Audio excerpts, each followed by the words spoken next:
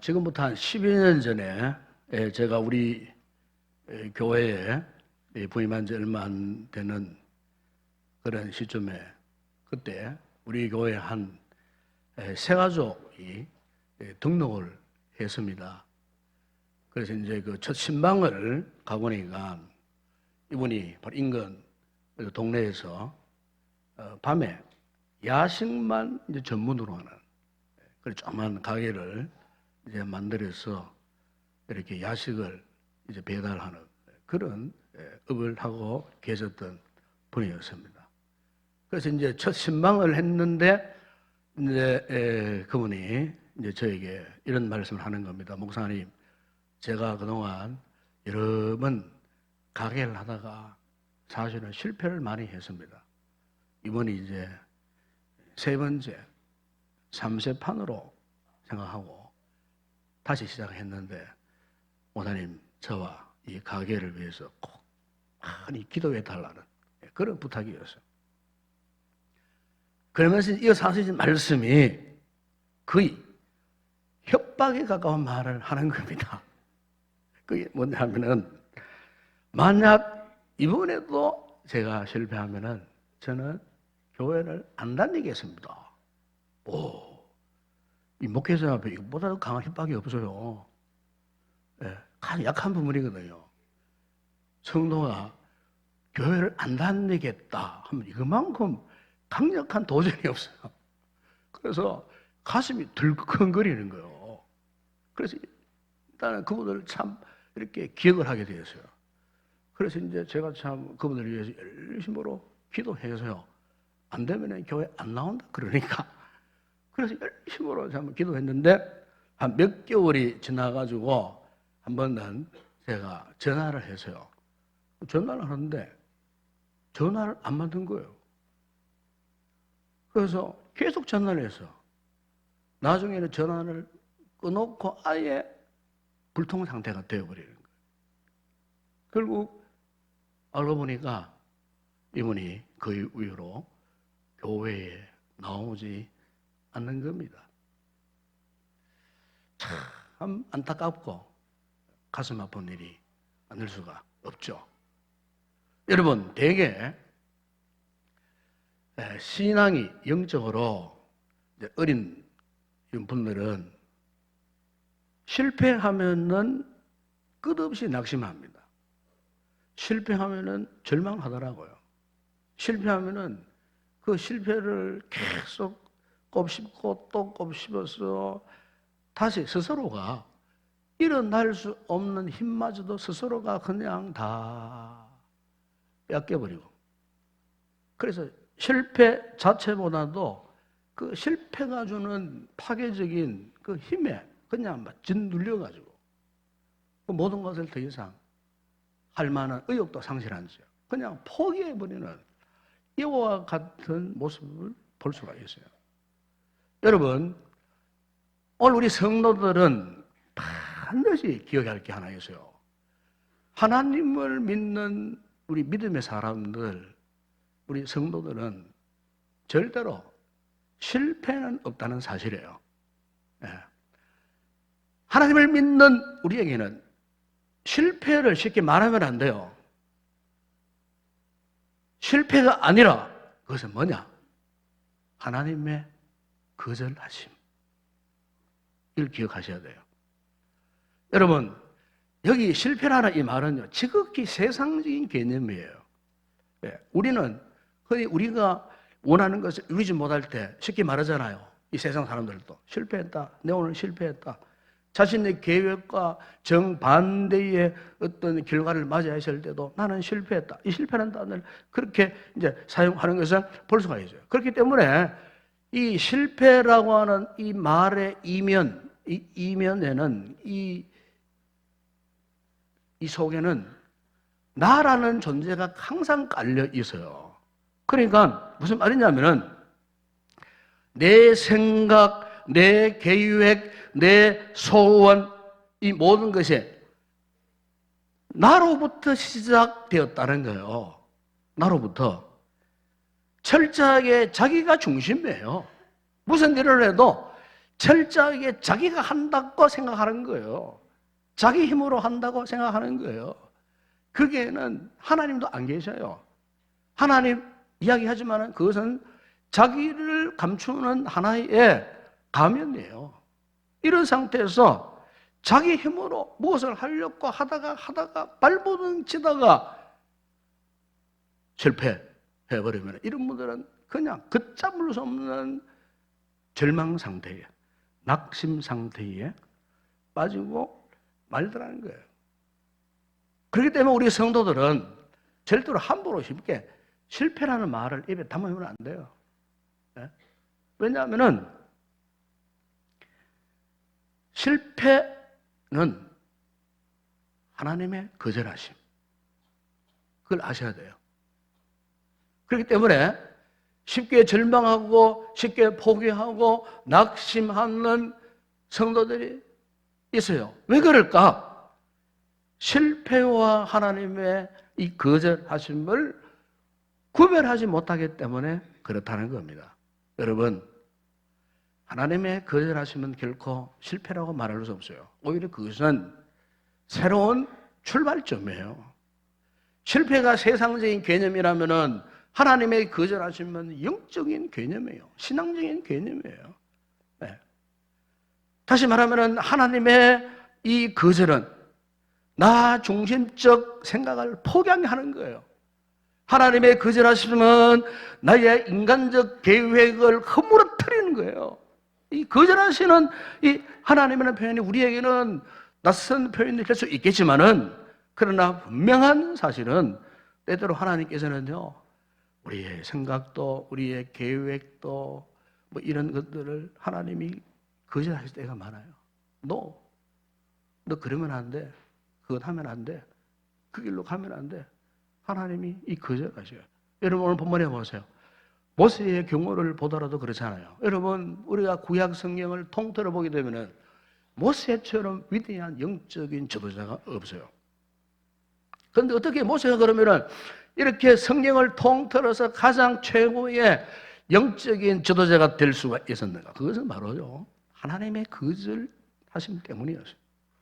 만약 모세가 하나님이 같은 거절하시면 그가 경험하지 못했다면요 절대로 그가요 이스라엘의 위대한 영적인 지도자가 될 수가 없었다는 겁니다. 그래서 오늘 여러분 우리가 이 사실을 좀 구체적으로 알기 위해서 먼저 2장 전체를 보게 되면은 2장 전체 그 시작점에 보게 되면은 모세가 태어났던 시기를 말씀을 하고 있어요. 여러분 모세가 태어났던 그 시기가 정말로 암울한 시대였어요. 이미 이스라엘 백성들이 수백 년 동안 이 애굽의 노예 생활, 애굽의 바로의 처해서 노예 생활을 하던 이런 시점에 노예 생활함에도 불구하고 이 히브리 민족들이 점점 번창하는 거예요. 그리고 바로 가만히 보니까 이 민족을 그냥 놔뒀다간 큰일 나겠다는 거예요. 그렇게 해서 이 바로가 어떤 계책을 했냐면요.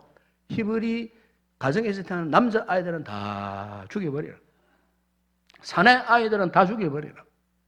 그런데 하필이면은 모세가 태어나는 그 시기에 이 바로가 이런 포고령을 내린 거예요. 예? 그때 이 모세의 부모, 여러분 우리가 출애굽기 6장 20절에 보게 되면 모세의 부모 이름이 그 처음 나옵니다. 아버지가 아브라함이고 어머니는 요게벳이에요. 그런데 이 두 부부 사이에 아기가 태어난 거예요. 바로 모세예요. 여러분 2장 2절에 보면 이렇게 말씀합니다. 그 여자가 임신하여 아들을 낳으니 그가 잘 생긴 것을 보고 석 달 동안 그를 숨겼어요. 그 보면은 그가 잘 생긴 것을 보고 이게 여기에 잘생겼다는 말 히브리 말로 토브라는 단어입니다. 토브. 잘생겼다. 영어로 표현하면 굿, 좋다, 막 건강하다, 막 그런 뜻이에요. 그러니까 그 모세의 어머니 요게벳이 그 부모가 아들을 낳고 보니까 너무너무 잘생겼어요. 너무너무 건강하게 생겼어요. 그러나 지금 슬픈 상황이에요. 이 아들을 어떻게 하면 보호할 수 있을까? 이 아들을 어떻게 지켜낼 수가 있을까? 왜? 히브리 민족의 그 사내 아이들 다 죽이라고 하는 그야말로 이미 이적 동네, 저쪽 동네에서 아이의 비명소리가 들리고, 예? 무자비하게 아이들을 학살하는 이 극박한 상황 속에 모세의 부모의 염려가 영원했겠습니까? 어쨌든 이 아이를 살려보려고 품에 안고 여기저기 숨겨갖고 겨우 가까스로 한 3개월을 지나는 동안에 이제는 더 이상 도저히 어떻게 피할 길이 없어. 그래서 모세 부모가 생각한 게 뭐냐면은, 고대 이 이집트 애굽에는요, 이 갈대, 그 갈대 이름을 파피루스라 그래 불러줘요. 파피루스. 이 나일강 이 변방에 이 갈대 숲이 엄청나게 많았다 합니다. 그리고 옛날에는 종이가 없었지 않습니까? 그때만 종이가 없었어요. 종이가 없는 대신에 그 파피루스를 꺾다가 얇게 펼쳐가지고 붙여가지고 말라가지고 거기다 글을 썼어요. 옛날 고대 서적이 다 그렇게 기록된 거예요. 네. 파피루스에다가 글을 썼어요. 그런데 이 모세의 부모가 이 모세를 살리기 위해서 그 흔한 갈대를 꺾다가 이제 갈대 상자를 만드는 거예요. 안과 겉에 역청을 바르고 물기가 못 들어오도록 해서 못 하려고 자기 아들을 갈대 상자에 집어넣고 이렇게 나인 강물에 띄우기 위해서, 그래서 살리기 위해서. 그럼 한번 생각해 보세요. 부모 입장에서 이 아이를 내가 키울 수도 없어, 보호할 수도 없어. 그런데 이 불쌍한 아들을 이제는 어쨌든 살리기 위해서 이 갈대 상자를 만들어 가지고 이 어린 아들을 그 상자에 집어넣고 이제는 강물에 뛰어야만 했던 그 부모의 심정, 오죽했겠습니까? 얼마나 참 비극이었겠습니까? 어쨌든 이 아이를 살리기 위해서 그렇게 해서요, 갈대 상자가 떠내려갈 때에 바라보는 그 부모의 심이 어떻겠어요? 강물이 거기 넘실거리면은 강물이 범람해가지고 그냥 물에 빠져 죽을 수도 있어요. 이런 상황 속에 이 갈대 상자를 강물로 밀어넣었는데, 근데 여기 5절 6절에 보게 되면 이 갈대 상자가, 모세를 실은 상자가 흘러 가다가 마치 그 강가에 왕궁 목욕탕이 있었어요. 왕궁 목욕탕. 거기 이제 이 공주가, 바로의 이 딸 공주가 목욕을 하는 중인데 웬 갈대 상자 하나가 떠내려오는 거예요. 그래, 신하께서 그걸 한번 펴봐라. 그걸 열어보니까 거기에 잘 생긴 애기 하나가 누워있는 거예요. 에? 그것도 울면서 누워있는 거예요. 그러니까 이 공주와 그 어린 애기 모세를 보는 순간에 6절 하반절에 보면 이런 말씀을 합니다. 그를 불쌍히 여겼더라. 그를 불쌍히 여겼더라. 이 공주가 대부분 알아차렸어요. 아, 히브리 민족 계통의 가정의 자녀인 걸 알았어요. 그런데 그 아이를 그냥 건지지 말자, 그냥 죽이려고 했던 것이 아니고, 그 아이를 보는 그 순간에 그 아이가 너무너무 불쌍히 여겨진 거예요. 여러분, 여기 하나님의 섭리가 있는 줄로 믿습니다. 하나님의 섭리가. 바로 이 과정을 통해서 모세가 드디어 거대 제국, 그 당시 애굽의 최고의 제국 아닙니까? 애굽 제국의 바로의 왕궁에, 그것도 공주의 양아들로 자라게 됩니다. 양아들로. 몇 년 동안? 40년 동안 바로의 궁중 안에서 공주가 자기 어머니가 되어져서 애굽의 모든 문물을 통달하고, 심지어 앞으로 애굽의 바로의 대권을 잡을 수 있는 아주 총명하고 영특한 인재로 그렇게 자라가게, 그야말로 탄탄대로의 삶을 그가 살게 되었다는 겁니다.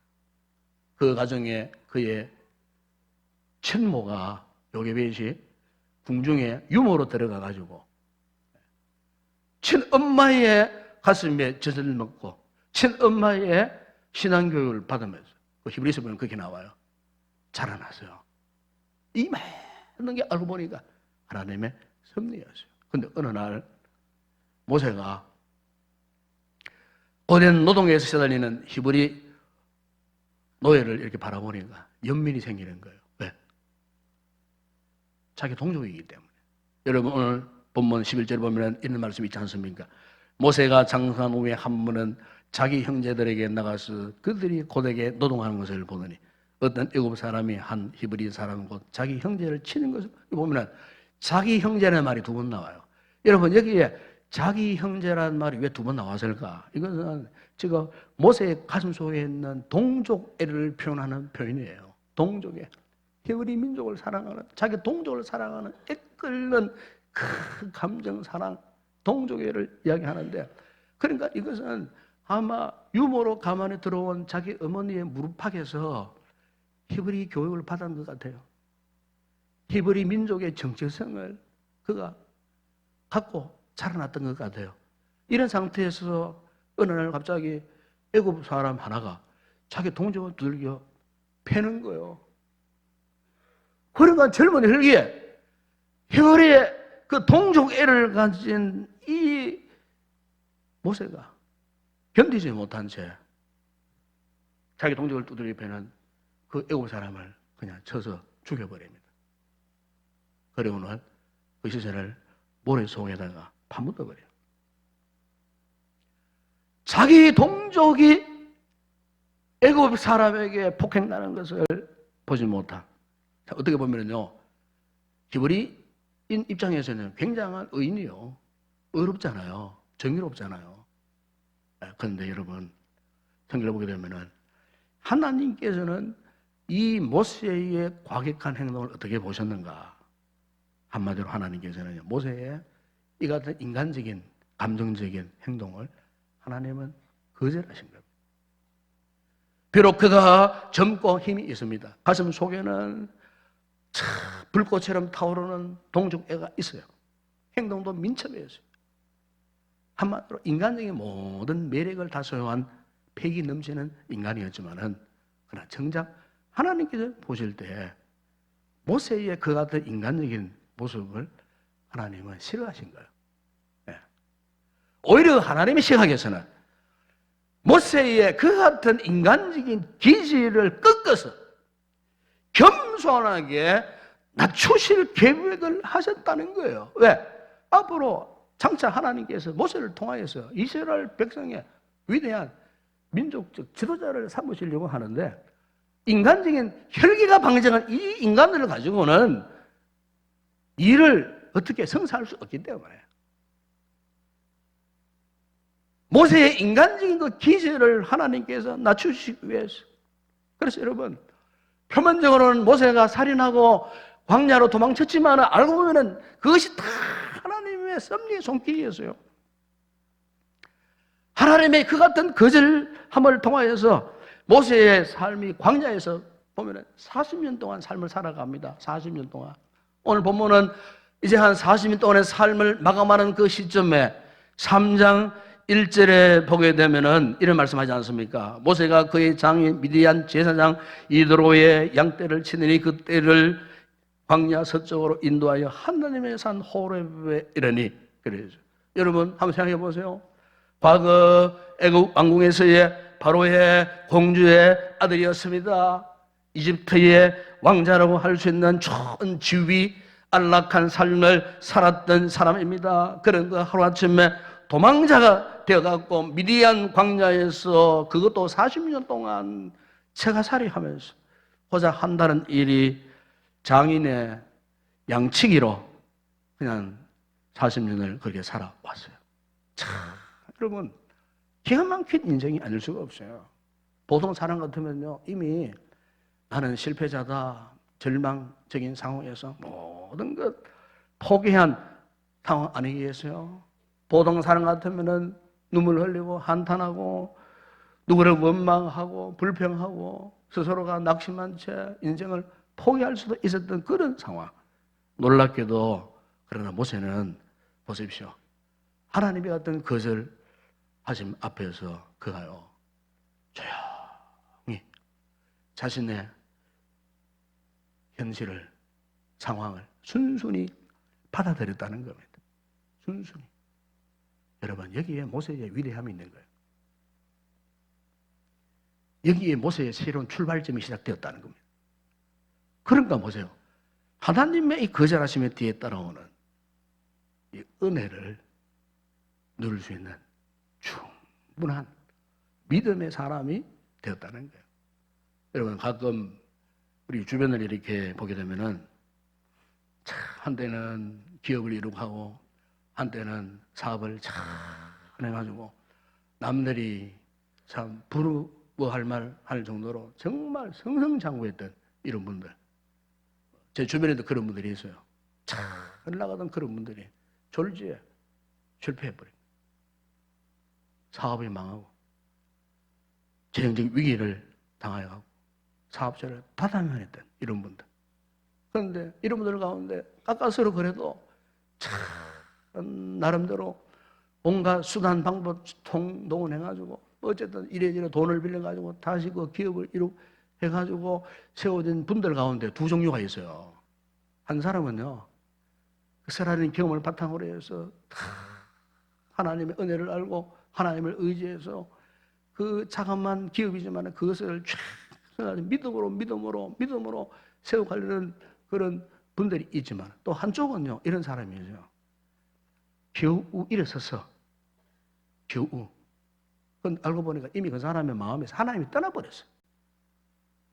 참, 이게 문제요. 이게 문제요.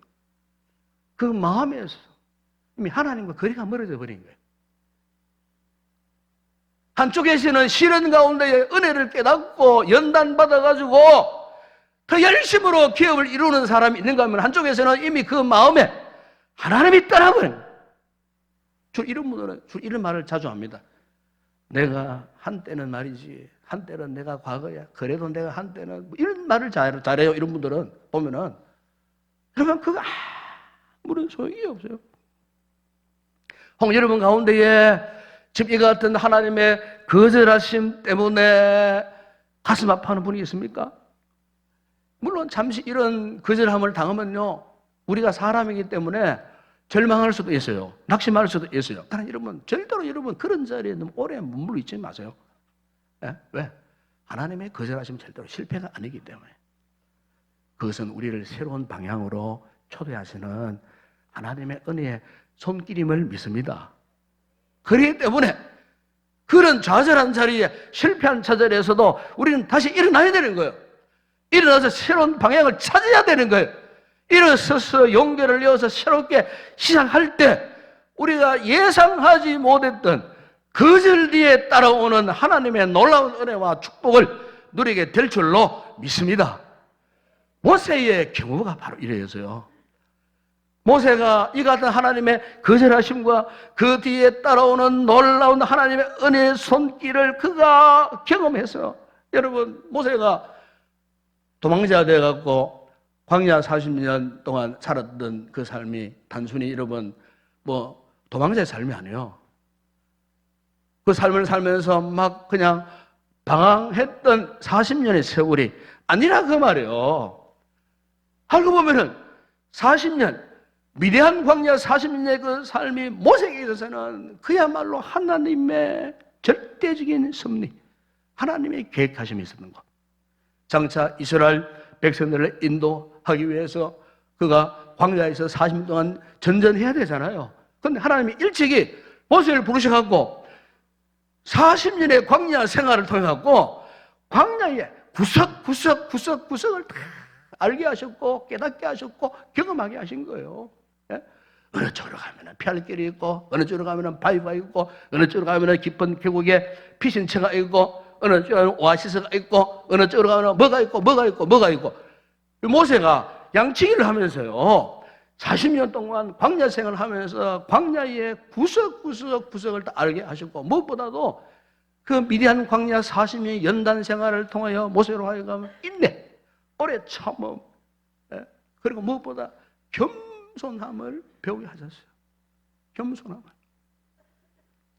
철저하게 하나님만을 의지하고 하나님께 순종하는 훈련을 모세가 경험했던 광야 40년을 통해서 훈련되었다는 겁니다. 여러분, 이것이야말로 하나님의 축복이 아니겠습니까? 여러분? 이 놀라운 은혜 속에서 양을 몰고 다니던 양치기 모세가 이제 보세요. 이스라엘의 위대한 영적인 지도자로 부름을 받는데 하나님께서 떨기나무 불꽃 가운데서 모세를 부르셨어요. 그것도 몇 년 만에, 장장 40년 만에. 모세가 온갖 어려움을 당하였을 때에, 광야의 40년 생활을 살아가실 때 한 번도 나타나지 않으셨고 묵묵부답 있었던 하나님께서 40년의 시기가 찼을 때 하나님께서 오늘 본문 해보세요. 모세야, 모세야. 두 번 부르셨잖아요. 모세야. 제가 이 말을 묵상하는 가운데 제 가슴이 뜨거워져요. 마치 하나님 저를 부르시는 것 같아. 예? 아무 것이야, 아무 것이야. 예? 그야말로 얼마나 고독한 광야 생활이었습니까? 예? 잘못했으면 나는 실패한 인생이야. 나는 버림받은 인생이야. 나는 더 이상 이제 헤어갈 수 없는 인생이야. 그랬을 터인데 믿음으로 모세가 40년 동안 광야의 생활을 마감했을 때에 그분이 직접 찾아오셔서 모세야, 모세야. 모세가 대답합니다. 내가 여기 있나이다. 5절에 보세요. 이리 가까이 오지 말라. 네가 선 그곳은 거룩한 땅이니 네 발에서 신을 벗어라. 여러분 축복의 말씀이에요. 거룩한 땅이니, 거룩한 땅이니. 이 못나고 미련하고 혈기방정했던 이 인간을 하나님이 그곳을 거룩한 땅으로 삼겠다는 겁니다. 아니 모세가 가는 곳곳마다 내가 너를 통하여 네가 발을 딛는 그곳마다 네 발바닥이 닿는 그곳마다 내가 너를 통하여 그 땅이 거룩한 땅으로 만들어주겠다. 40년 동안의 섭섭한 마음, 원망스러운 마음, 서운한 마음 얼마나 많았겠어요. 그런데 그가 한순간에 이 하나님을 만나고 모세야, 모세야 할 때 아마 저 같으면 이 부름 앞에 막 대성통곡을 했을 것 같아요. 대성통곡. 왜? 너무 감사해서. 너무 감사해서. 하나님의 은혜가 너무 감사해서. 여러분, 우리가 2019년도 한 해를 이렇게 살아올 때 참, 여러분, 광야 같은 세월 있지 않습니까? 광야 같은 세월. 정말 힘들었어요. 정말 참 위기의 순간들이 너무너무 많았어요. 그런데 하나님이 우리를요 포기하지 않으시고 버리지 아니하시고 우리 이 교회를 이렇게 지켜주시고 아멘? 인도해 주신 거예요. 지나온 1년 동안 참 우리가 그나마 버텨낼 수 있었던 건 뭐겠어요? 바로 모세가 가졌던 그 하나님을 향한 믿음, 절대적인 확신, 꿈. 여러분 그렇습니다. 더 이상 여러분 실패했다 말하지 마세요. 절망하지 마세요. 일으키셔야 돼요. 힘을 내셔야 돼요. 다시 시작하세요. 반드시 하나님께서 여러분들에게, 우리 성도들에게 개인이든 가정이든 직장이든 사업장이든 반드시 새로운 길을 열어주실 줄로 믿습니다. 네? 미국의 유명한 철학자이자 복음주의 운동가, 우리 장로교 목사님이셨던 프란시스 셰프라고 하는 목사님이 계셨어요. 이분이 그의 마지막 생애를 스위스에 가가지고 스위스의 그 사회에 방황하는 이 젊은 사람들을 모아다가 그 젊은 사람들에게 복음을 전하고 그들의 삶을 세워주는 이런 신앙의 공동체를 만들었어요. 그 공동체 이름이 라버리 공동체라는 공동체를 만들었어요. 그런데 그 라버리 공동체 어느 날 한 자매가 거기 들어와서요. 베키라고 하는 한 자매가, 젊은 여성이 그 공동체에 들어왔는데, 알고 보니까 이 베키라는 자매가 어릴 적부터 가족들에게 성적 학대를 받았어요. 그래서 상처를 많이 받고 자랐어요. 16살 때 이미 알코올 중독자가 되어버렸어요. 더 이상 자신의 인생을 자기 힘으로 감당할 수 없을 정도로 지쳐있는 그런 상태. 그래서 그가 그 현실로 도피하기 위해서 또 뭘 시작했냐면 마약을 손에 넣었어요. 마약까지 먹었어요. 라버리 공동체 안에 들어와서도 이 자매가 술을 먹어야 되는 거예요. 마약을 해야 되는 거예요. 안 하면 막 발버둥치고 괴성을 지르고 난리가 나는 거예요. 예. 그래서 어느 날 이 셰판 목사님이 외국에 세면을 가는 동안에 이 자매가 아주 독한 약을 먹었어요. 죽기 위해서. 마침 이제 돌아오는 귀국길에 이 소식을 들은 거예요. 그래서 이 프란시스 셰판 목사님이 이 자매가 입원해 있다는 그 병원으로 막 달려가서요. 달려가니까 이미 그냥 의식이 없는 그런 상태야. 그 목사님이 그 자매를 끌어안고 눈물로 기도해서요. 이 자매를 살려주세요. 불쌍히 해주세요. 그런데 하나님의 은혜로 의식이 돌아왔어요. 목사님이 자기를 안고 기도하는 모습을 발견한 이 베키 이 자매가 목사님께 눈물을 흘리면서 이런 이야기를 하더랍니다. 박사님, 저는 인생 실패자예요. 전 더 이상 소망이 없어요. 전 이제 인생 쓰레기 같은 존재예요. 다른 사람들도 저에게 그렇게 말하고 우리 가족도 그렇게 말하고 친구들도 그렇게 말해요. 나는 실패한 인생이고 나는 쓰레기 같은 인생이라고 스스로 자신을 그렇게 결론을 내려버린 거예요. 그러나 이 프란시스 목사님이 그를 붙들고 안고 설득합니다. 베키, 아니야. 하나님은 절대로 너를 포기하지 않으셔. 하나님은 너를 도와주시는 분일 거야. 제발 한 번만이라도 하나님께 기회를 드려보자. 그분께 맡겨보자. 더 이상 너 자신을 실패자라 쓰레기라고 말하지 말라. 이 프란시스 목사님이 그를 끌어안고 온몸과 마음을 다해가지고 설득을 해가지고 너는 절대로 실패자가 아니다. 너의 인생은 결코 쓰레기도 아니고 결단코 네 자신의 인생을 스스로 결론내지 말라. 설득을 해서 결국 하나님께서 그 자매의 마음을 돌이켜 주셨다는 거예요. 그 이후에 새로운 변화된 삶을 살면서 이 목사님에게 정말로 필요한 동역자, 복음의 동의자가 되어서 서임 받았다고 해요. 이런 그분의 간증 가운데 이런 이야기가 있어요. 자, 여러분, 광야를 지나는 사람들에게는 여러 가지 공통적인 고민이 있습니다. 이 광야가 과연 언제 어떻게 끝날 것인가? 그리고 이 광야의 끝에는 무엇이 기다리고 있을 것인가 하는 고민이 있어요. 하나님은 오늘 우리가 2019년 한 해를 살아오는 동안에 우리는 정말 광야를 통과한 믿음의 사람입니다.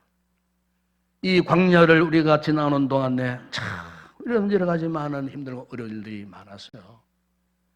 세상 사람들이 말하는 실패라고 하는 것을 경험했던 성도들도 있어요. 그러나 이제는 더 이상 그런 것들에 있어서 실패라고 말하지 마세요.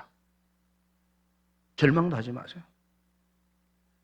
오히려 그것은 하나님이 나에게 새로운 길을 여시려고 하는 하나님의 거절하십니다. 그걸 믿으세요. 그러면요, 반드시 하나님께서 우리에게 더 좋은 길, 더 좋은 최선의 길로 인도하시리라 믿습니다. 여러분, 구약의 욥을 보세요. 그는 정말로 철저하게 하나님의 거절함을 당하였잖아요. 모든 것 다 잃어버렸어요. 근데 그가 그 거절당함 한가운데 서서 욥기 23장 10절에 이런 고백을 하지 않습니까? 그러나 내가 가는 길을 그가 아시나니 그가 나를 단련하신 후에는 내가 순금같이 되어 나오리라.